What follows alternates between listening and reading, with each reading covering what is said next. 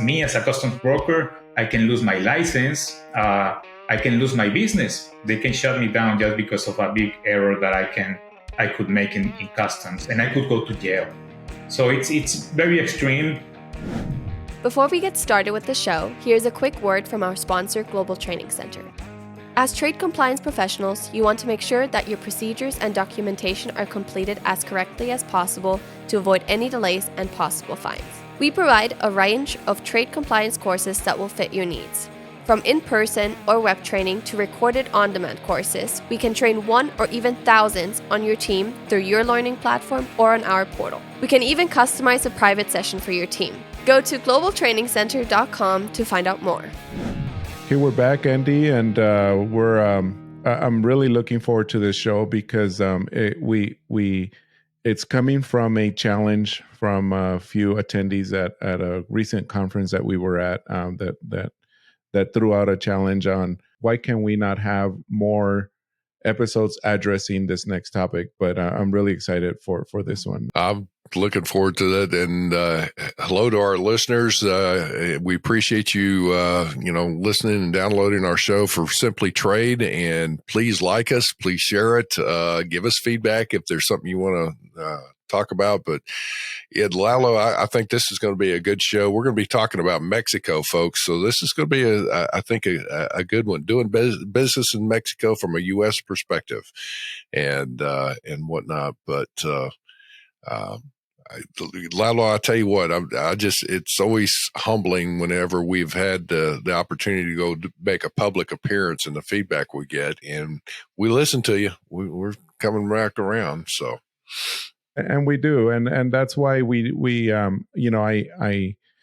had one of our guests, Adrian Gonzalez. He's been on our show before. Everybody may have remembered we did 2 episodes with him regarding top 10 things to look for in importing. But he has a partner, Everardo Susait, and it's funny because I did business with his dad back when I was selling software, and his dad was they used to call him like he knew everything, and everybody used to go to him, and so the expert.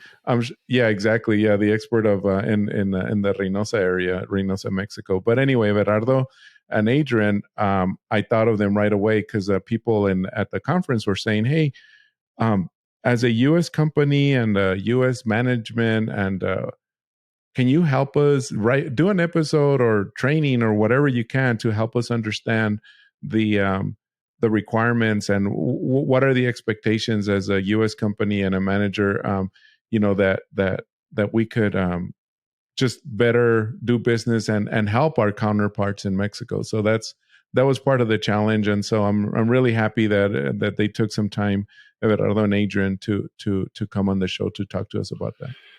Guys, welcome to our show. We appreciate you joining us, and it's going to be a good discussion. But Everardo, why don't you start with the name of your company and where you're located and a little bit about yourself. Thank you, Lalo and Andy. Well, my name is Everardo Susait. I'm a Mexican customs broker, a second generation, as Lalo said. My father was a Mexican customs broker also. And we have a few companies to provide services mainly to manufacturing plants in Mexico, Mexican customs broker company, transportation company, distribution center in Far Texas. And we also have offices for Mexican customs at Reynosa is our main office, Reynosa, Tamaulipas. And we also have offices in Manzanillo Seaport. I'm also partnered with Adrian in the U.S. side as with Global Alliance as a U.S. customs broker company. Also providing services mainly to manufacturing plants in Mexico with corporates in the U.S. And Adrian, welcome back, my friend. It's like we had a great discussion, great show the last go around. I think we got some positive comments with that. So that's you did well. Thank you, Andy. Thank you, Andy Lalo, for the invitation, and of course Everardo as well for accepting the invitation. It's great being back. I think Everardo will bring a very important perspective on the Mexican side because he is a Mexican broker, and I would say the best, right? Or not to have have anyone get upset. The one of the best, let's say one of the best, just to have nobody else gets upset, right? But that's really true. And I think it's important that your listeners understand the differences between Mexico and U.S. customs. Also, maybe the difference between Mexican brokers and U.S. customs brokers, because I think it's very important, right? And many of your listeners, I'm sure they experience import and export every day, but sometimes this other perspective can be very beneficial. So thank guys for the invitation. Yes. No problem. Yeah, and that's interesting. You said that, Adrian. So let's kick this off, Everardo. You might have a list and everything, and I don't know if I'm gonna take away any thunder or anything, but I do know, and Adrian, you said it. Mexican brokers and U.S. brokers have two very, very different roles, in the sense that the U.S. broker just files with the information they were given with, and I'm not going to say they won't get in trouble, but in Mexico, that broker is very, very responsible for anything that gets filed, regardless of who messed up on the data or anything. Correct? I mean, I don't know if we want to start there, or you just go on. I don't care. I don't mean to steal anybody's thunder, but well, actually, I have a small presentation that I can share, and actually, I start with that main difference between the U.S. and Mexico. To our listeners, we're going to post their contact information. So as you start looking at this, and if you're listening to this, one thing, obviously, this is going to be one that you're going to want to look and pull up the video on. But as we're doing this is, again, a one that the contact information will be there in case you want to contact these gentlemen. Yeah, and then if you're watching this, I'm sorry, if you're hearing this and you want to see this, by all means, go to our YouTube channel and watch this, because this is a first that we have a full video and presentation. So that's awesome. Thank you, Everardo. Go ahead. Okay, so as I was telling you at the beginning, yes, it's there. This presentation was mainly done for manufacturing plant managers in Mexico and their corporates, so that mainly the corporates understands the difference and recommendation of how to handle their import-export department. Now, here I start with the difference between the U.S. and Mexico with the legal system. As some of you may know, in Mexico, you're guilty until proven innocent. And in the U.S., it's the other way. You're innocent until proven guilty. That's why in Mexico, we need to be very careful with what we report to Mexican customs, so that we don't make a discrepancy, an error, and then end up in a big problem. This is just an article of the law where it says that the Mexican customs broker is responsible jointly with the importer. So this makes us force us to be very careful to how we do our job. So that means we're a little 50-50 responsible in the eyes of the law in Mexico? Yes, but as a Mexican customs broker, we have more. Well, the manufacturing plant can lose their permits, as you can see in that slide, as their EMEX permit, their certifications to pay the taxes, the IVA, or the OEA, which is an equivalent to CITIPAD. So they will lose all of their benefits. Me, as a customs broker, I can lose my license. I can lose my business. They can shut me down just because of a big error that I could make in customs, and I could go to jail. So it's very extreme. In the U.S., Adrian, I don't know if you want to share sure. the difference. In the U.S., for the most part, we are not considered 50-50 responsible, right? For the most part. Now, not to confuse people and say, well, then the customs broker never gets into trouble. We can, right? I mean, we cannot give customs any information that we know it's false. We cannot self-blind. We cannot ignore red flags. I mean, we cannot be egregious and say, well, yeah, it's this coming from China, but they're saying it's Mexico. Sure, let's. But in general sense, if we do our due diligence and we follow what the importer is telling us, we don't get in that kind of trouble, right? We won't be held liable because instead of 20,000 kilos, they actually arrived 25,000 kilos. I mean, that's not really a responsibility. Or if a customer tells us, hey, it's Mexico and turns out to be China, well, if we didn't know, we didn't know.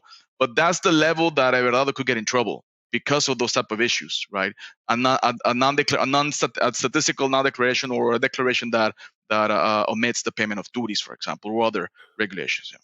Well, one thing that what seems to come through this, though, is the relationship I've always said between a customs broker and their client is an intimate business relationship, because that broker needs to understand what you're striving to accomplish and all that.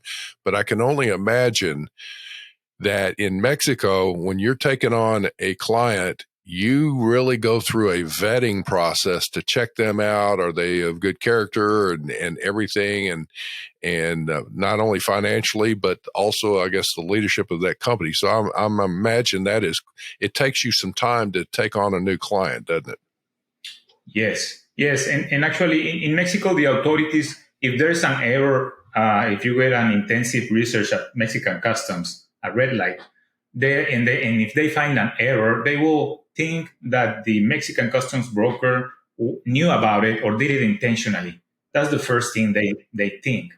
Very different as in the U.S. And in the U.S. they will believe it will be just an error from the supplier or the importer, and not of the customs broker. But in Mexico, that's the difference.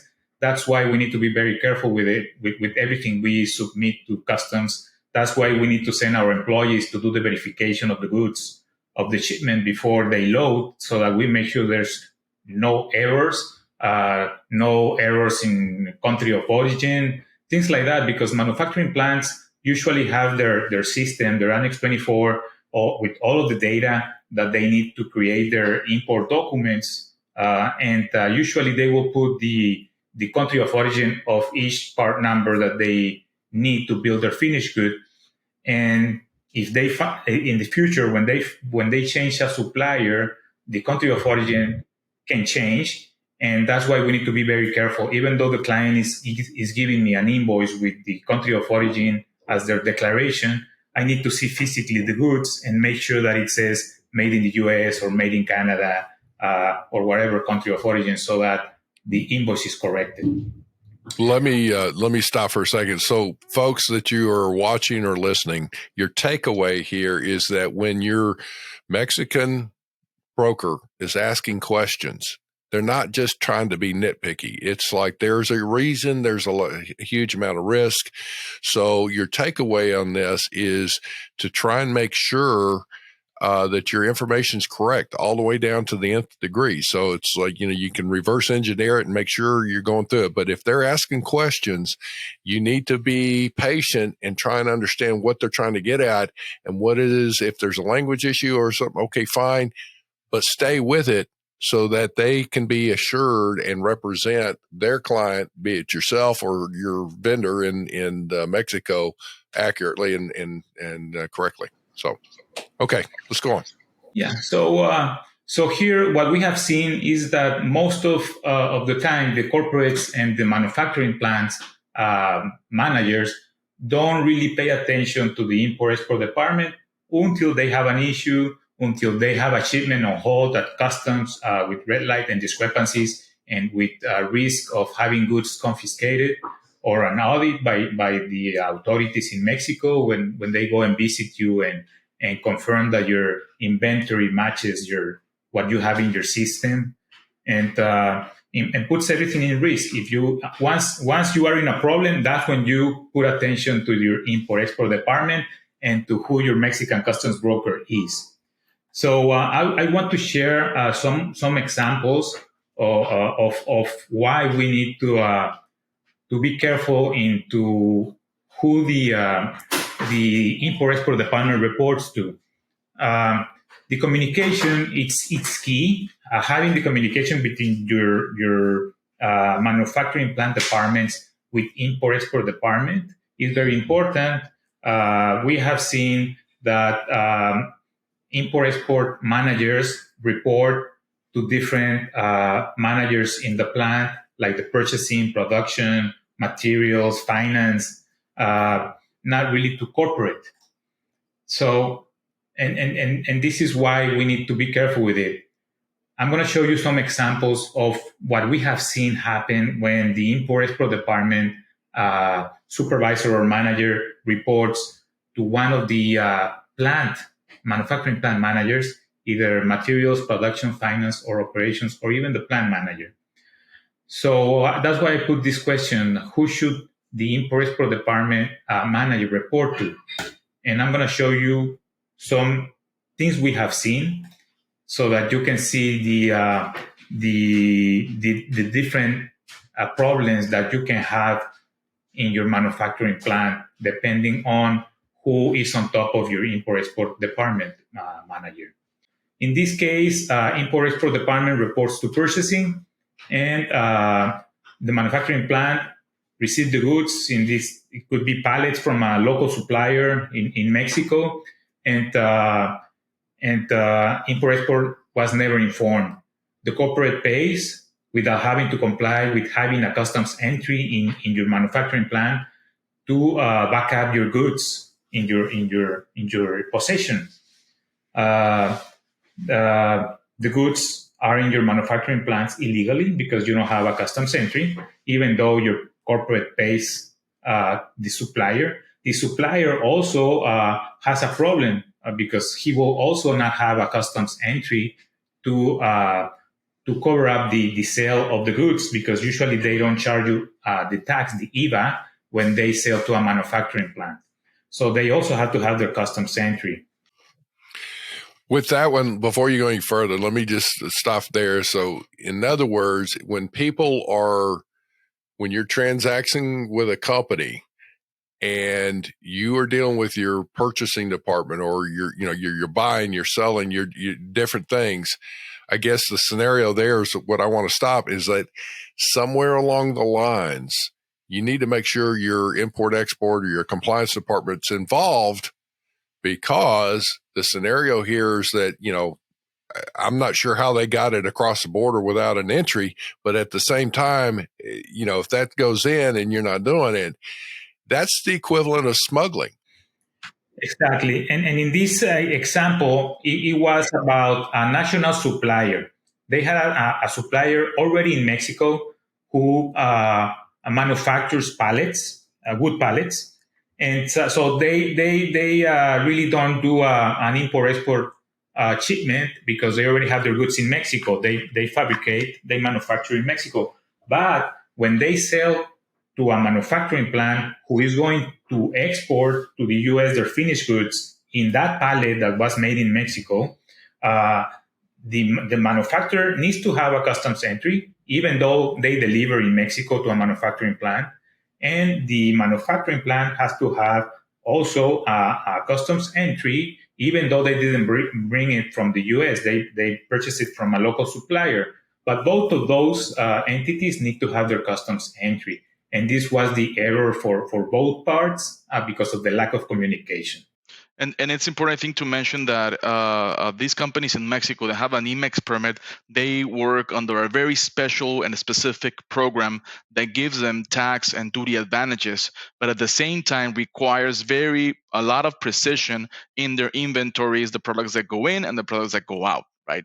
So that's the added burden that they have, that sometimes members of other departments, they don't understand, because a member can say, well, why do I need to worry about customs if I'm buying these products in Mexico, to Mexico? Who cares, right?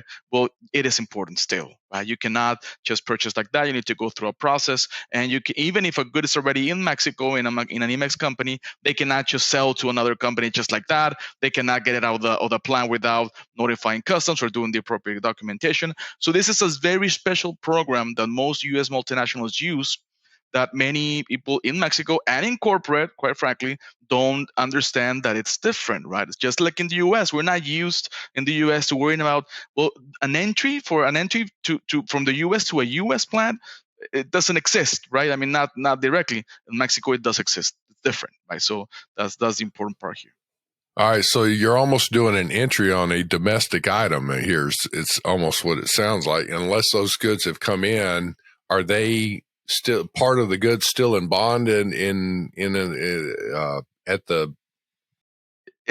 type, I would say that the equivalent in the U.S. with many differences would be a foreign trade zone. Let's assume that an EMEX company is a sort of foreign trade zone. So that entails a lot of additional documentation, right? So that is I would say the equivalent mechanism in the U.S. So that helps, but on the same scenario here, so that helps to understand this process.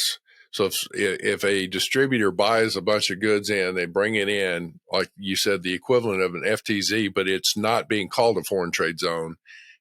But terminology is different.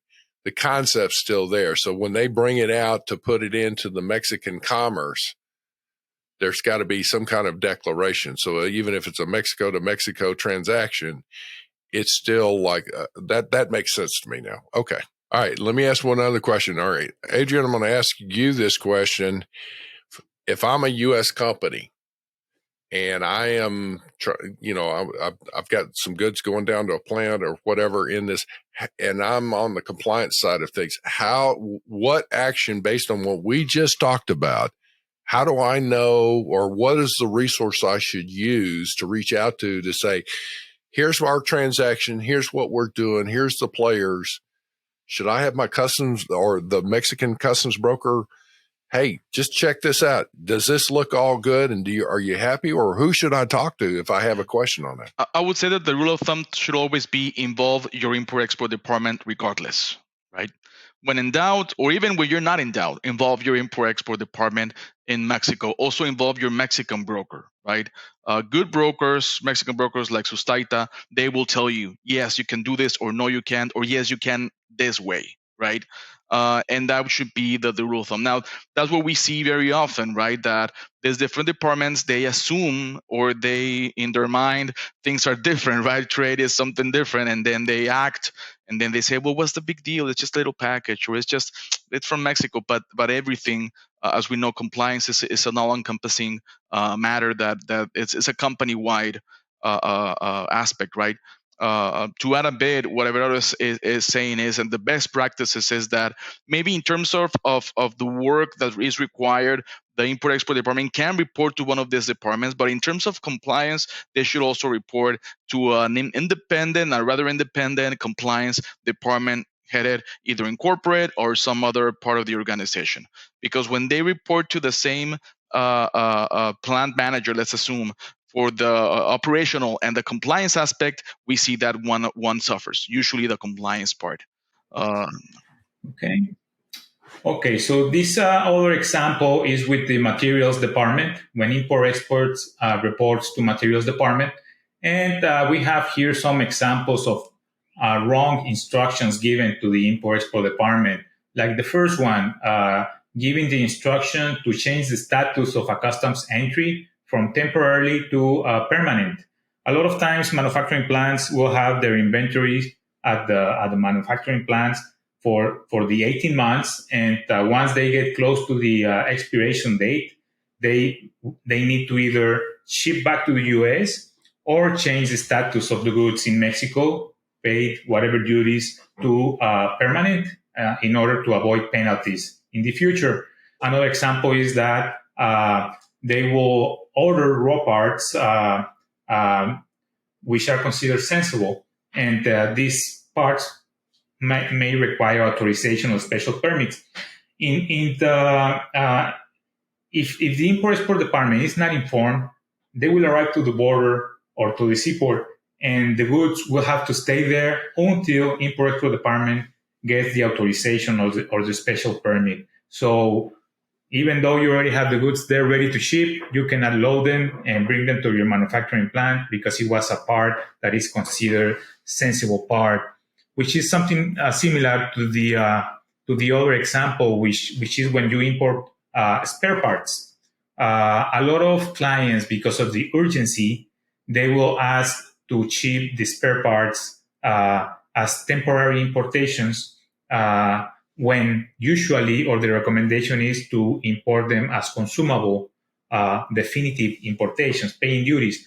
Why is that? Because if you import them temporarily, you have to have them as part of your inventory. And in case of an audit in the future, customs can say, you know what, I see, I don't know, this part of a machine. Where is it? I want to see it. And you already used it, and it already broke, and you brought another one already. So that's why we recommend do this as permanent importations. The last example, it's a bad one. You can see here, give instructions to load a pickup truck in the shipment in a trailer with where you usually have your raw parts. And in this example, the import department wasn't aware of it. I mean, the materials manager instructed their warehouse in the US side to load a pickup because that was his pickup to use in Mexico. And as in so like a pickup truck, a full-size pickup truck, right, Everardo?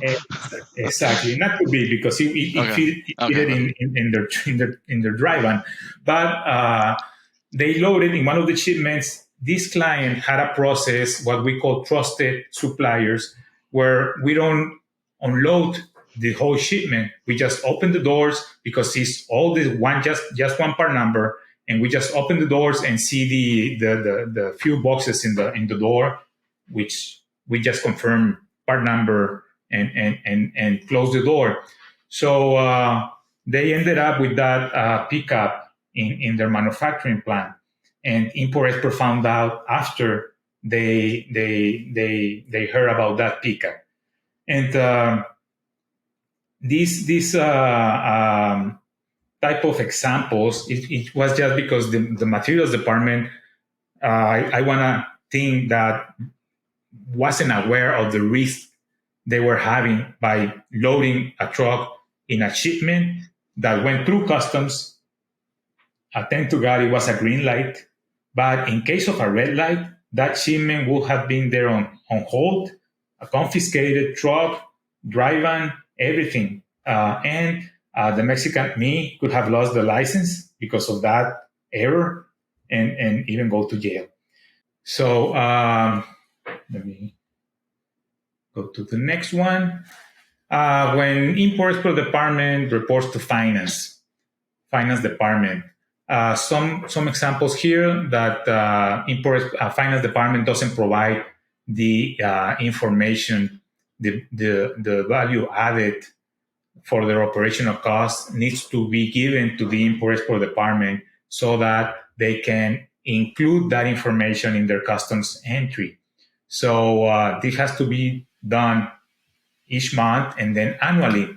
Let me ask something here real quick, is that in Mexico, when it comes to the valuation of the goods, do you have different valuation methodologies that we use, like in the U.S., cost-based, value-based, estimated cost, things of that nature? Do you have those kinds of things in Mexico that are allowed for?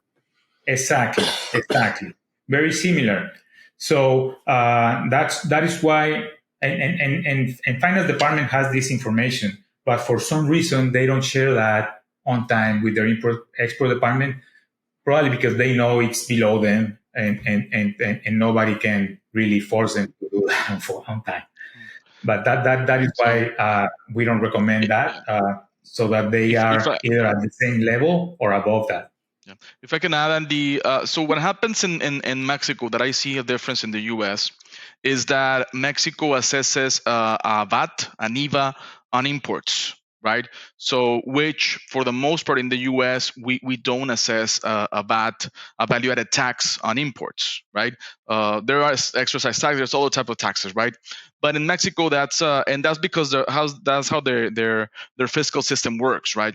So many times import-export departments and Mexican customs brokers become tax experts, right? Which in the US, we don't tend to be that much knowledgeable in taxes, right? That goes to, customs brokers, right? Or import departments, that goes to another department and they focus on tax and all that stuff. So that's a big difference in Mexico, right? Any and all imports pay a value-added tax, not in the US. Okay. Let's see. Now, when import-export reports to production department, a lot of times orders special equipment, like what we were saying a few minutes ago, in this case, a client ordered an X-ray machine to do inspections, quality inspections of their finished goods before they ship to their clients. So they didn't inform import-export, and the machine arrived to the border.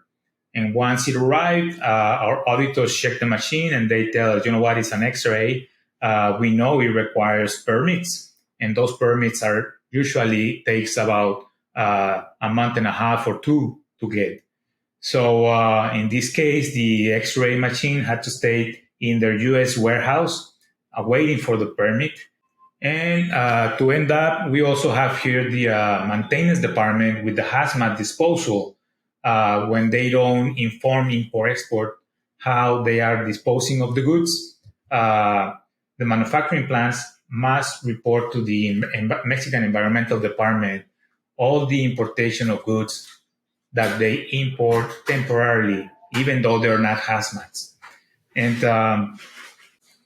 So let me ask you a question though. Is that you were saying that for temporary imports, but is that you have to do that for all imports? And I guess you have to make a declaration. This does not include hazmat, or it does include hazmat. But you is that correct? Yes, there's a regulation in Mexico that last year they did some changes, like in October or November, and when we reviewed that, we found out that rule has existed for years, but most of the manufacturing plants were not doing that process of declaring to the environmental department the goods that they're importing to Mexico, regardless of having hazmat generation from the production process. Okay, so these are the risks of when import-export has to be reporting to another department instead of compliance officer, which is, I think, the best practice to have a compliance officer either at your manufacturing plant or at a corporate level, but someone that is who has the same authority in your manufacturing plant, even as the plant manager, so that they don't allow the import-export department to do whatever they are instructed from another plant manager. Because import-export departments understands the importance of complying with all of the customs laws and regulations, because they can lose their IMEX program, they can lose the OEA certification, which has a lot of benefits, like giving you 36 months instead of 18 for storage of the raw parts, savings on penalties, savings at the seaport or at the U.S. border, because you don't have to do the detailed inspection, knowing that this is a certified company, and in case of a red light, even though there are discrepancies, there will be no penalties to pay. And the red lights percentage also is very, very low. Another risk is losing your IVA or the tax certification that Adrian was talking about, which allows the manufacturing plants not to pay the IVA in Mexico because they are certified. And the last thing is losing your importers of record registry, which you need in order to import in Mexico. So these are some of the in the U.S. I can add, Everardo, in the U.S. and Lalo, it happened. You can be out of the import of record program, but it's difficult. I would say you will really need to be a bad guy, right? But in Mexico, it could very easily happen because of an oversight, and that's it. You cannot import. So a company that their business is pretty much, aside from manufacturing, importing and exporting things, they're out of business automatically, pretty much, right? So something to consider, right? And that's the kind of the level of severity of what could happen. And we always try to have our customers understand what could happen, right? Which is pretty bad. Well, as you're, Adrian, let me ask this question in trying to get some relevance in what you went through here. Would this be kind of like the equivalent of participating in the CTPAT program, so that you are on the Mexican side, you're making sure everything's done right, and that you shouldn't, you would in a sense get better treatment from customs in releasing your goods because you've been doing so well, or if you're neglecting it, they'll pull you out of it. I guess I'm trying to find some relevance here. Yeah, it would be the equivalent in a way, right? But in the US, CityPad is optional, right? So you don't necessarily need it. It does help. But in Mexico, either it helps with your EMEX program, it helps you to achieve this max level of deferral of the IVA, of the tax. So that brings a lot of savings. But also, and aside from that, and I know Everardo can confirm this, even so, if you don't follow the rules, you can be barred from importing, which in the US would be equivalent to be out of the importer of record program. You're being suspended. I mean, importing goods is a privilege, not a right. And that's the thing. Same thing in Mexico. It sounds like you have to earn that privilege, and you can very easily lose it if you're not adhering to the laws and regulations. Okay.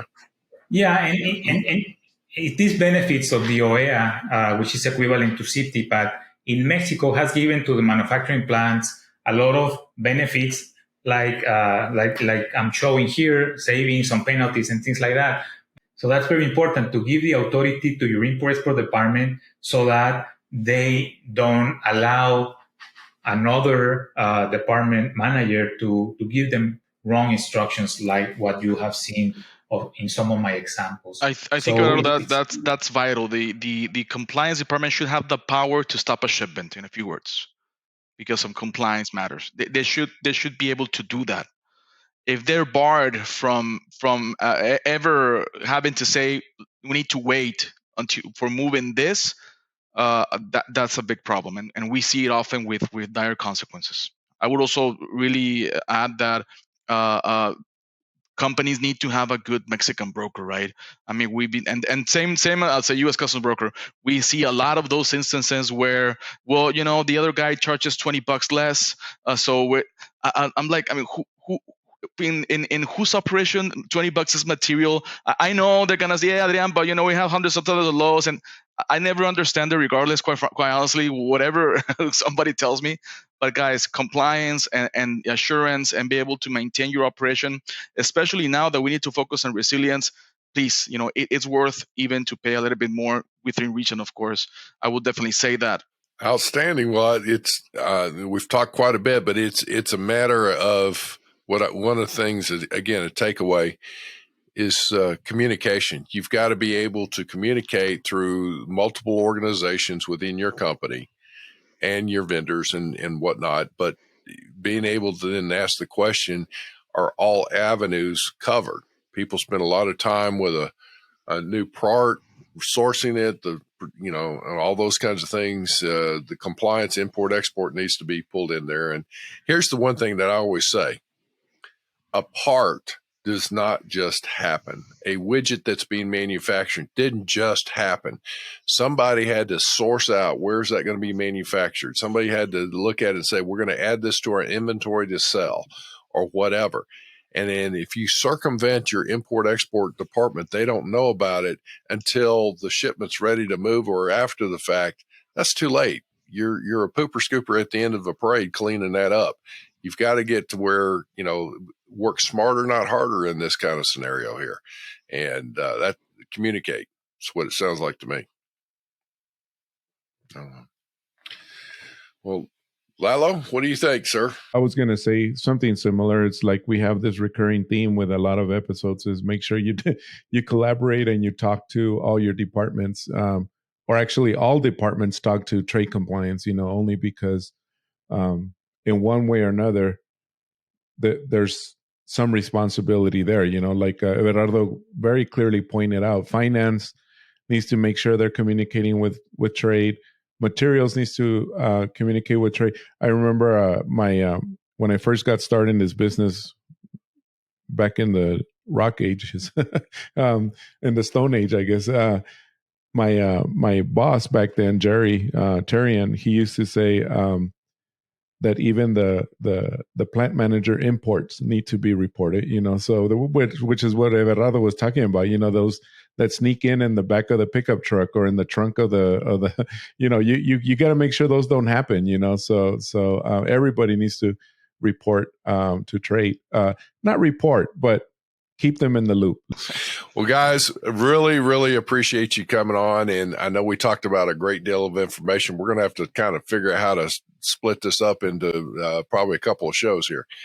With that, I really thank you for this. And we're going to post, folks, the contact information as we're going through. There's going to be some takeaways as you go back through and maybe listen to this again. Again, communicating, you're trying to take your takeaways out of this so that you can minimize your risk, streamline your processes, and make sure you're crossing your T's and dotting your I's. But with that, Lalo, I guess we've come to the end of another good show. Yes, I know. And thank you both, Everardo and Adrian. Thank you so much. Very informative. And I really think this show is going to be one of those, like you said, Andy, somebody might bookmark it and go back to it when they need, hey, Everardo said something about that. Let's go back and see what he said, We've got a couple of other things we've come up with. I would love from a customs broker. We don't need to do it now, but it's, again, in the future, the Forced Labor Prevention Act that's Mexico recently has implemented. That would be a good one from your perspective on what you're looking for. So, all right, folks, y'all have a great day. Thank you very much for joining us. Simply Trade is brought to you by the generous contributions of Global Training Center. You can follow the show and GTC on LinkedIn or Twitter and other social networks. Make sure you check out the show notes in the description for a full rundown of today's show with all the important links. Also, make sure that you share this with a friend and subscribe on your favorite streaming platform. We really like hearing from you. If you enjoyed the show, make sure to rate and review wherever you listen to this podcast. If you or someone you know would like to be a guest in the show or would like to sponsor Simply Trade or suggest any topic you would like for us to discuss, please contact us via email at simplytrade@globaltrainingcenter.com, or you can DM us on Twitter at simplytradepod. Thank you again for the privilege of your time. Happy trading. Simply Trade is not a law firm or an advisor. The topics and discussions conducted by Simply Trade hosts and guests should not be considered and is not intended to substitute legal advice. You should seek appropriate counsel for your own situations. These conversations and information are directed towards listeners in the United States for informational, educational, and entertainment purposes only and should not be substituted for legal advice. No listener or viewer of this podcast should act or refrain from acting on the basis of information on this podcast without first seeking legal advice from counsel. Information on this podcast may not be up to date depending on the time of publishing and the time of viewership. The content of this posting is provided as is. No representations are made that the content is error-free. The views expressed in or through this podcast are those of the individual speakers, not those of their respective employers or Global Training Center as a whole. All liability with respect to actions taken or not taken based on the contents of this podcast are hereby expressly disclaimed.